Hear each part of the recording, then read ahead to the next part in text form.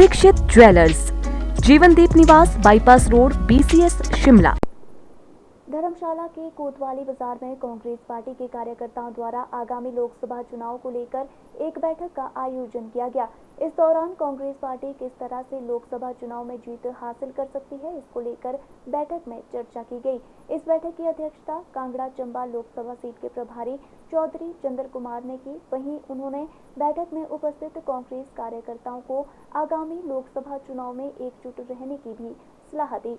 के ऊपर जो घिनौना कार्यक्रम जो है वो भारत सरकार करने जा रही है, ये कभी भी हिमाचल प्रदेश में भी और हिंदुस्तान में भी 50 वर्ष में कभी ऐसा नहीं। सबसे पहले तो ये है कि जो कांग्रेस पार्टी के अकाउंट्स जो हैं उनको फ्रीज कर दिया गया है। कांग्रेस पार्टी के जो पैसे हैं ये हमारे जो कार्यकर्ता होते हैं, पदाधिकारी होते हैं, हमारे एक्स MLA होते हैं, हमारे प्रेजेंट MLA होते हैं, हमारे मेंबर पार्लियामेंट होते हैं, एक्स मेंबर पार्लियामेंट होते हैं, वो अपनी जो है वो राशि कंट्रीब्यूट करते हैं। जैसे कि मैं जब मेंबर पार्लियामेंट था तो हम 1 महीने की अपनी वेतन जो थे वो कांग्रेस पार्टी के कोष में जमा कराते हैं और लगातार हर साल हमारी एक मिनिमम कंट्रीब्यूशन होती थी। इसी तरह से जो हमारे MLAs इलेक्टेड होते हैं वो भी कांग्रेस पार्टी को अपनी कंट्रीब्यूशन देते हैं। कुछ एक्स MLAs होते हैं वो भी कंट्रीब्यूशन देते हैं। अभी पीछे हमारी कांग्रेस पार्टी ने एक अभियान चलाया था कि जो हमारा कार्यकर्ता है वो मिनिमम कम से कम जो है वो अपना अंशदान जो है वो पार्टी को दे।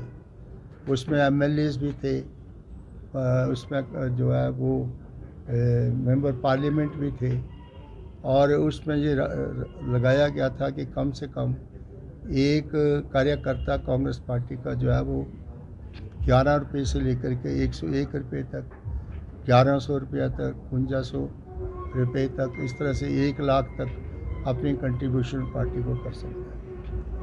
तो उस प्रकार से जो फंड्स इकट्ठे किए गए तो उस वक्त ये सोच कर के कार्यक्रम शुरू किया गया था कि जितने कांग्रेस पार्टी के कार्यकर्ता हैं वो भी अपना अंशदान जो है वो कंट्रीब्यूट करें। आज बड़ा दुख की बात है कि कांग्रेस पार्टी के फंड्स जो उनको फ्रीज कर दिया गया है ताकि इन चुनावों में जो कांग्रेस पार्टी के खर्चे होते हैं, जो उनके चलाने के लिए, ऑफिस चलाने के लिए, आगे तक जो वर्कर्स को पहुंचाने के लिए और जो हमारे कार्यकर्ता होते हैं उनको जो है वो एडवर्टीजमेंट दूसरी चीज़ें देने के लिए आज फंड्स के अभाव के कारण कुछ पार्टियां जो है वो इस प्रजातंत्र प्रणाली में जो है वो अगर फंड्स जिनके जो है वो फ्रीज कर दिए हैं तो आप इससे अंदाज़ा लगा सकते हैं कि किस प्रकार का घिनौना काम किया जाता है। पिछली बार उन्होंने इलेक्टोरल फंड्स का